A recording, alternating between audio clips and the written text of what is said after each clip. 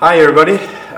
Today we're going to look at our second bone of the upper appendicular skeleton or upper limb would be the scapula. So we're going to concentrate on the scapula today, and scapula is also referred to as shoulder blade, but we call this bone as the scapula. So where is scapula located in the body? So this bone here that you see here is scapula, and scapula is articulated, attached above with the clavicle here at the front, and on the lateral side the scapula is articulated or attached to this bone here in the arm, which is referred to as the humerus. So we have two articulations that scapula does via the clavicular, the acromioclavicular joint, and via with the humerus, the ball and socket joint, the glenohumeral joint. So this is called the glenohumeral joint, and this is the acromioclavicular joint, the AC joint, and this is the ball and socket type of joint with the glenoid cavity and the head of the humerus. And so these are the only two bony attachments of the scapula in this particular area. And what we see here is really strange is that you need to appreciate that the position of the scapula in this posterior lateral aspect of the rib cage, of the thoracic cage, is that there is no bony attachment of the scapula with the dorsal aspect of the ribs at this area. So how does the scapula is positioned or placed in this particular area is basically the scapula is movable. So if you move scapula upwards, downwards, so it's basically it's movable. So it's not really, there's no bony attachment, or there's no ligaments that attaches the scapula with the posterior aspect of the rib cage. So basically, you see, I can move my scapula. So I can rotate my scapula. I don't know if you can feel your scapula from the back, and you can, when you lift your arm upwards, you can see the scapula is moving backwards, forward, or upwards. So basically, what happens is that when you move your upper limb, the scapula, when the scapula moves, your upper limb also moves. So what happens is that scapula is basically movable bone in this particular area. The only thing that attaches the scapula to this particular area is the muscle. There is muscular attachment. There's a whole variety of muscles that inserts or originates from the scapula to the neighboring areas, and that's how the scapula is positioned in this particular area. So there's no, so the take-home message here is that there's no bony attachment of the scapula to the ribs. The only attachments is done via the muscles, and that's how the scapula is positioned in this particular area, and this is why scapula is basically is freely movable in this particular area. Okay, so if we look at the scapula from behind, and it's basically in an anatomical position, we would see that scapula, the upper border of the scapula represents in the level of the second rib, all the way towards the seventh rib. So it's between second and seventh rib on the posterior aspect. So that's where the level of the scapula is positioned on the posterior aspect or posterior lateral aspect of the thoracic cage or the rib cage. And it is basically like I said, as you can see, it's a triangular shaped structure, or triangular shaped bone. It's an irregular shaped bone, but it's basically looks like a triangular structure, or triangular has a triangular morphology. And what else from here? Okay, so after saying this, we can look at the more detailed structures in a bit. Okay, I think that's about it. And then, so we're going to look at the detailed structures now and more closer. We're going to zoom in on a particular areas and then tubercles and protrusions, and then after that we're going to come back and look at the muscular attachments. So I'm going to give you the muscular attachments too, because it will make reasonable explanation why the name is called so and so, because the same exact muscle attaches to those particular areas. Okay, so I'm going to give you the muscle, but just keep in mind that you're not responsible for knowing all those muscles. I just want to give you a small amount of idea, so it might, like, represent a certain area in your brain when you hear this muscle name. So in our next course committee, we're going to look at the muscular system. So it will be more easier for you to memorize and learn these muscles, because we're going to just mention it really slightly in this course, so in order for you to remember or memorize it in the next coming muscular system course. So I'm going to also explain the muscular attachments on the scapula and also on the clavicle. But just know that you're not responsible to know in terms of the examination questions, to know the muscular attachments. Okay, so let's look at the and zoom in and look at the detailed structure of the scapula. Let's go in. Okay, so let's look at the detailed structure of the scapula and zoom in and look at the features that we can see of this particular bone. So, like I said, this is a triangular shaped bone, and it has borders and angles and these protrusions of certain areas. So we're going to look at all those, all of them independently. One of the things that we see here is like this. It's really fairly thin bone. It's like, we can say it's a translucent. I don't know if you can see it, but I can see the light that passes. That I can see the light from the other side, and this shows that how thin the bony part of the scapula is. So it's really quite thin bone. Okay. And it has three borders. We have the medial border, we have the lateral border, and we have the superior border. Okay, so why do we say this part as being lateral border? Why? Because we have this glenoid cavity, and this glenoid cavity attaches to the head of the humerus, and obviously the humerus is located on the lateral side of the body, like so. Let me show you this. So this is the humerus, and the head of the humerus attached to the glenoid cavity here. So this is humerus. As you can see, the arm is located on the lateral side of your body. So basically, if this is the mid section, the axial area of the body, so basically what is this part is the left side of the body. This is the left arm, so this is the left scapula. So basically, the reason why I said this is the left border is that this border faces laterally towards the humerus, and humerus is located on the outer side of the body. So this is the lateral border. Okay, this is the medial border.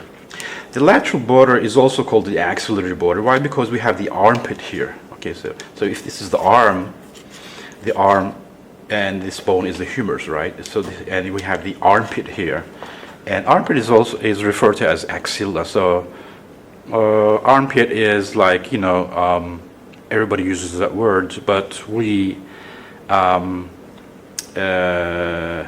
scientists or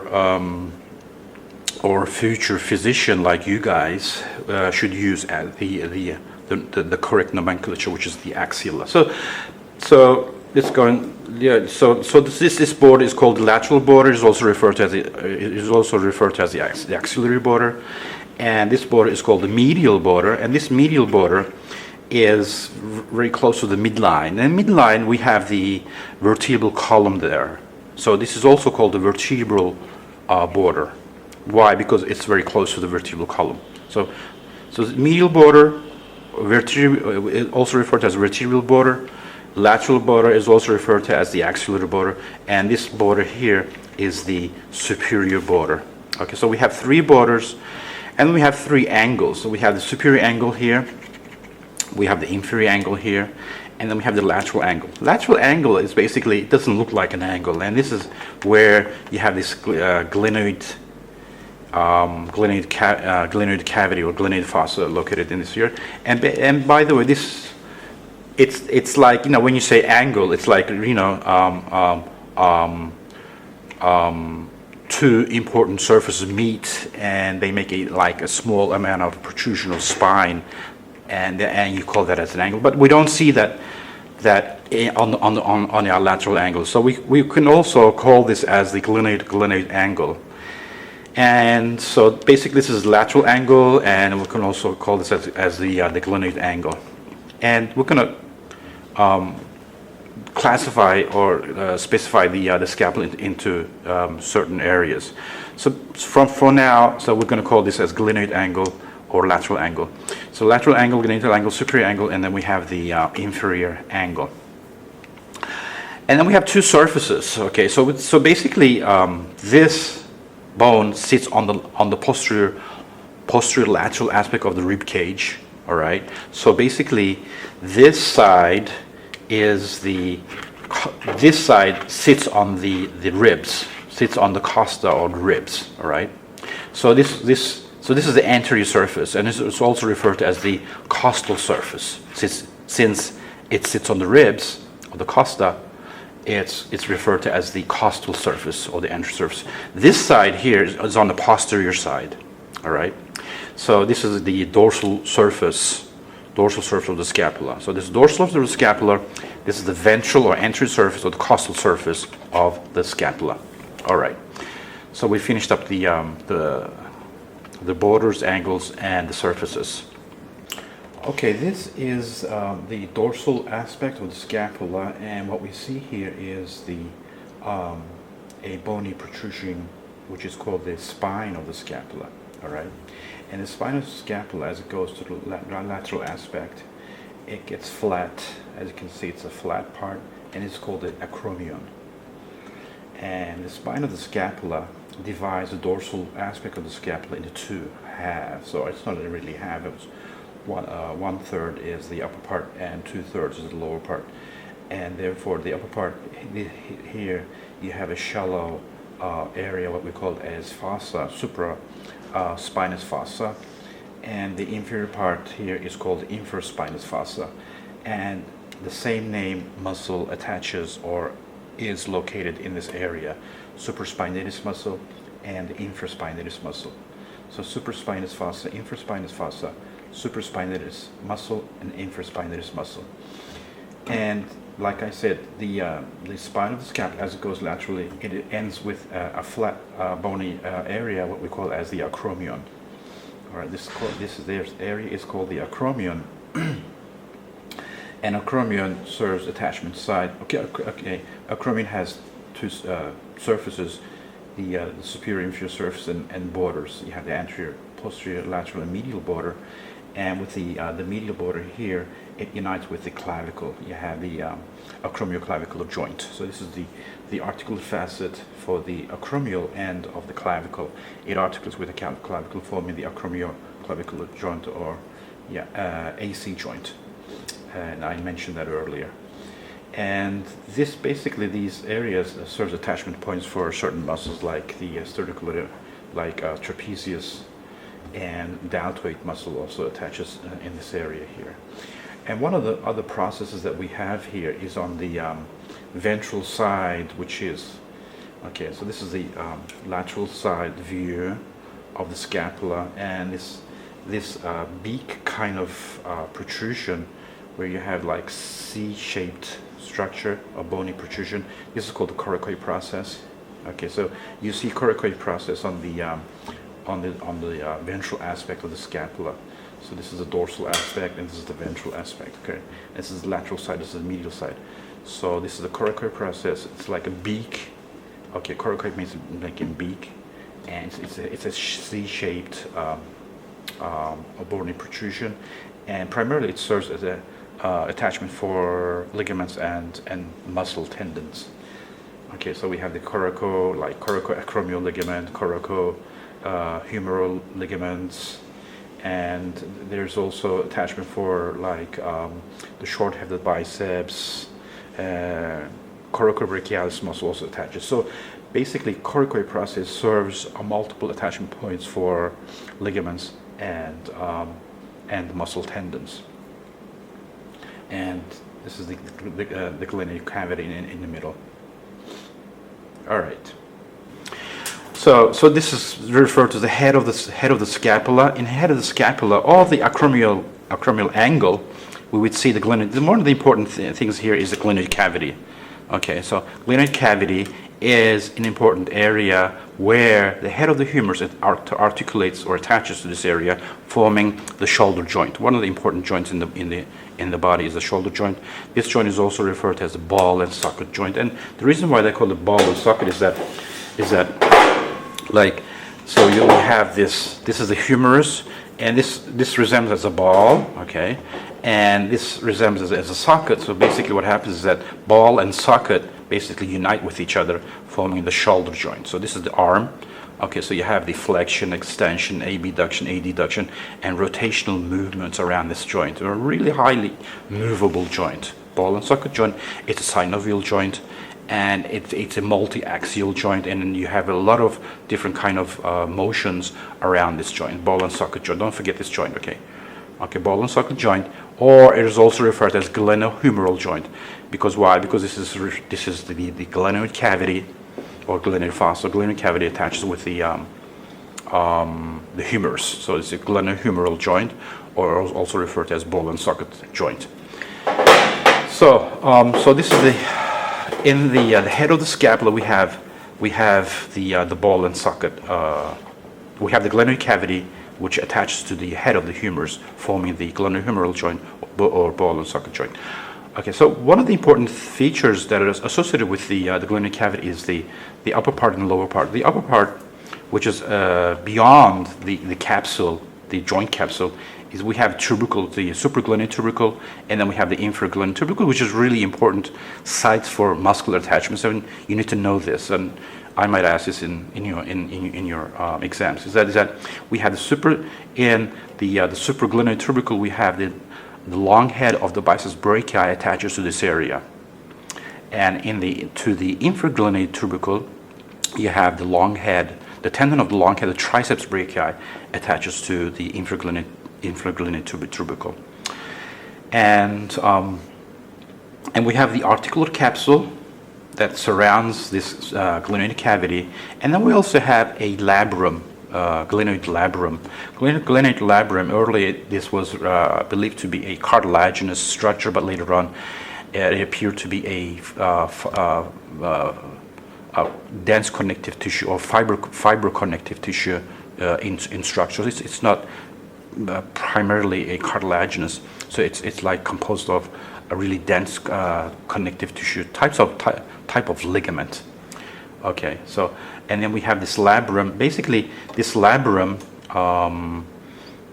increases the depression of the glenoid cavity. So when the depression is increased, the head of the humerus is more likely to be placed deeply inside this compression or inside this fossa, so making a firm articulation. So we have the labrum here, and surrounding the labrum is the articular capsule. But just another important feature is that this the tendon of the biceps brachii muscle is inside the capsule. It is present inside the capsule. It's intracapsular. Okay, so it's out of the labrum, but it's inside the capsule of the articulation. So it's intracapsular. So the tendon of the biceps brachii muscle is intracapsular. However, the tendon of the triceps muscle, triceps brachii muscle, is extracapsular. So it's outside the joint capsule, the tendon of the triceps. However, the tendon of the biceps is located inside the joint capsule. So this is another important characteristic in terms of shoulder joint. Okay, so this is the head and this is the neck. The head of the scapula, this is the neck of the scapula, and we also have a surgical neck. So this is the anatomical neck, and then we have the surgical neck. Surgical neck is just below here. So the reason why they call it surgical neck is that most of the fractures and the breaks of the scapula occurs in this area, and they call this area as surgical neck. Surgical neck is basically you draw a line from this notch here. Okay, so if you draw a line from this notch, I'm going to talk about this notch a little bit later. So this notch, this is called a suprascapular notch. You draw a line from suprascapular notch going down to the lateral border, connecting it with the lateral border. So this area here, this line, basically represents the surgical neck, and most of the frequent fractures occur in this surgical neck of the scapula. And explaining the surgical neck, with that, there's also notch here. Okay, there's also notch, and from this notch. So this is the lateral border. Okay, this is the lateral border of the scapula. From here, you have a artery that passes through this notch. Okay, and then this notch basically comprises this particular artery, and this artery is called the circumflexscapular artery. The circumflexscapular artery passes through this notch and comes through to the infraspinatus or infraspinous fossa and supply the muscle in this particular area. Supply this area.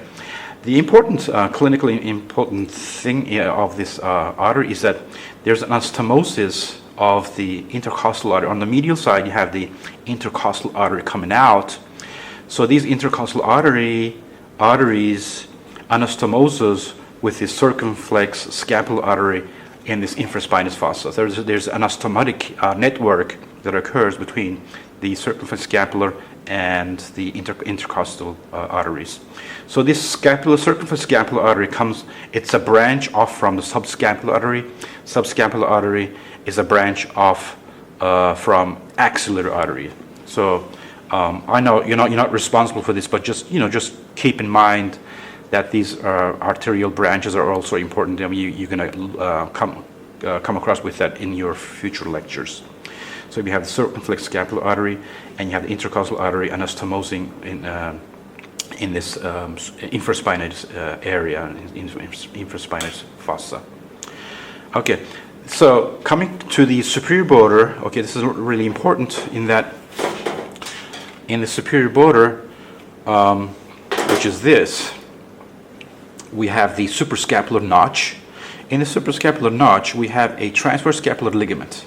Transverse scapular ligament basically connects the upper part of this notch and creating a foramen. And this is called the suprascapular foramen. Okay, so this ligament is called the transverse scapular ligament. So what happens is that the importance of this notch and the foramen is that from here you have the suprascapular nerve passing below the ligament through this foramen. However, the suprascapular artery passes above the ligament. Okay, so and then they come to this to this supraspinatus fossa, innervating this area of muscle, which is the supraspinatus muscle. So you have suprascapular nerve passing below the ligament, and suprascapular artery passing above the ligament. So what happens then? There's a connection between the supraspinatus fossa and infraspinous fossa through this area here, through this notch here. So this notch basically connects these two fossa. So what is this notch called? I don't know if you can see it. So this notch is between the spinous process and the glenoid cavity. So it's spinoglenate notch. It's like spinoglenate notch. So through the spinoglenate notch, there's also ligament that connects these two, like spinoglenate ligament. So basically, the suprascapular nerve and artery passes through this notch and comes to the infraspinous fossa, innervating the infraspinatus muscle to this area. All right. So we have the suprascapular artery and suprascapular nerve coming in and supplying this particular area.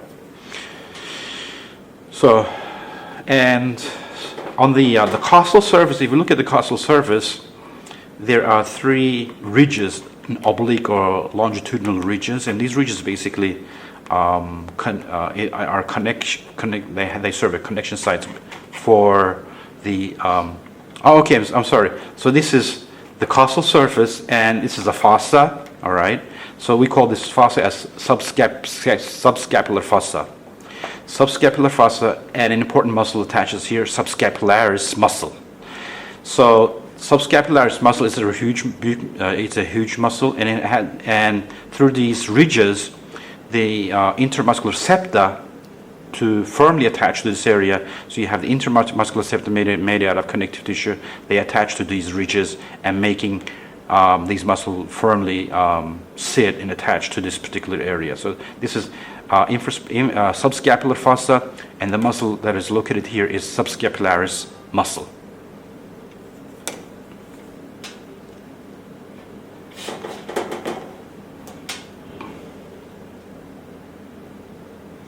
Okay, that's about it, I think. Next, I'm going to show you on the skeletal certain amount of muscular attachment to specific areas. The reason why I want to show you that is that so you need to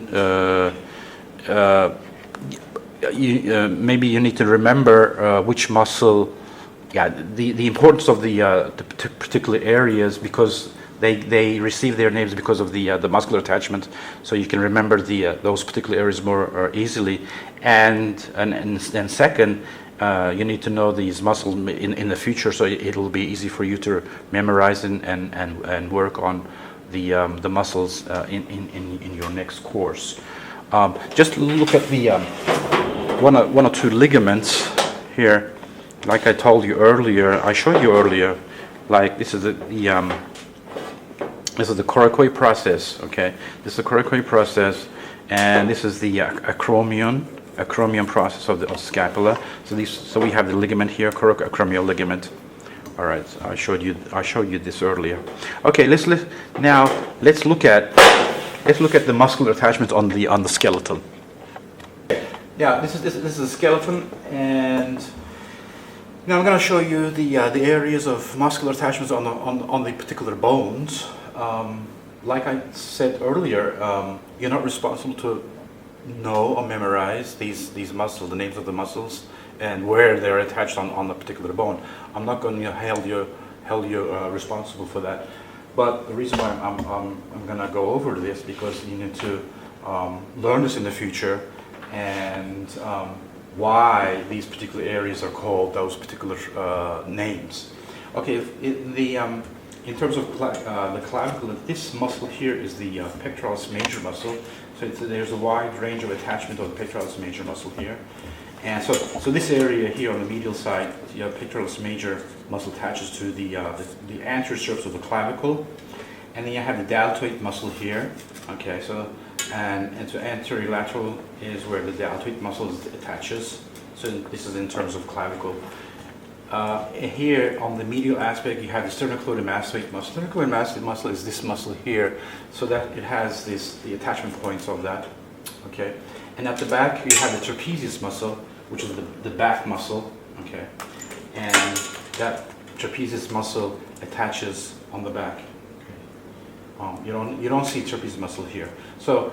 And then we have the subclavius muscle. And remember, we had the subclavian groove on the inferior aspect, and subclavian groove, inside the groove, we had subclavius muscle. And subclavius muscle basically attaches to the from the clavicle to the rib. So we have so how many muscles do we have? Sternocleidomastoid muscle on the medial aspect, we have the pectoralis major muscle, deltoid muscle, and trapezius muscle, and the muscle below the subclavius muscle. Okay, don't memorize this. I just want you to let you know the names so you can hear this name, so it won't be very difficult for you to memorize them in the future. Okay, so that's the muscle attachment of in terms of the of clavicle. Let's look at the muscle attachment of the scapula at the back. So we have at the back we talked about supraspinatus and infraspinatus. Supraspinatus fossa, supraspinatus muscle, infraspinatus fossa, infraspinatus muscle. Okay, we said that. And then we have these muscles here. We have teres minor, teres major on the lateral side. So we have here, we have teres, we have the teres minor, and then we have the teres major on the inferior side. So this is the lateral border. The superior lateral is teres minor. The around about 2/3 of the lateral border, the teres minor muscle attaches to there, and the lower 1/3 teres major attaches to the lateral 1/3 of the scapula. And we talked about the infratubercle, the infragluteal tubercle. This is the tendon of the triceps. All right. On the medial border, we have the rhomboids and levator scapula. So the upper medial levator scapula muscle, and then we have the trigon, and the trigon basically is at the level of T3. 1, 2, 3. So this trigon, this is the initial part of the spinous process. It's at the level of T3, and this is where the rhomboid minor attaches, and the rest here is the rhomboid major. So we have the levator scapula, rhomboid minor, and rhomboid major. They attach to the medial border, or insert to the medial border of the scapula. However, the teres muscles, the teres minor and teres major, attach to the lateral border of the scapula, and we have the long head of triceps, the infragluteal tubercle, and then we have the supragluteal tubercle with the long head of the biceps attached to that particular area. So that's about it. And then the serratus anterior attaches to the anterior aspect, the costal surface of the medial border of the scapula. We have the serratus anterior muscle attached to that particular area. We have, therefore, let's just repeat it once more. So you have supraspinatus muscle in the supraspinous fossa, infraspinatus muscle, infraspinous fossa, and then we have the rhomboids. On the medial border, we have 3 muscles: levator scapula, rhomboid minor, rhomboid major. Lateral border, we have the teres minor and teres major, and then we have the tubercle, the infragluteal tubercle, the long head of triceps brachii, and the supragluteal tubercle, long head of biceps brachii. That's about it. And then we have the trapezius. On the spinous process, we have trapezius and deltoid. So this is the deltoid muscle, and this here at the back is the trapezius muscle. And that's about it. Okay. So this whole, the reason why this whole muscles that attaches to this particular area stabilizes the scapula. Although scapula is not attached, there's no bony attachment with the scapula and the ribs, but the muscular attachment stabilizes holds the scapula in this posterolateral aspect of the rib cage, and it allows a lot of rotational movements. Okay, so it's not attached. There's no articulations. Therefore, it allows the movements, but it's stabilized via the attachment of all the surrounding muscles. Okay, that's about it. Thank you very much for listening. And we finished we finished the shoulder girdle. So we looked at the clavicle, we looked at the scapula. So our next video will be the next bone of the upper limb will be the humerus, the ulnar radius, and we'll just continue finishing the upper limb, and then we'll start with the lower limb and the axial skeleton. Okay, thank you very much for listening. Bye for now. Bye.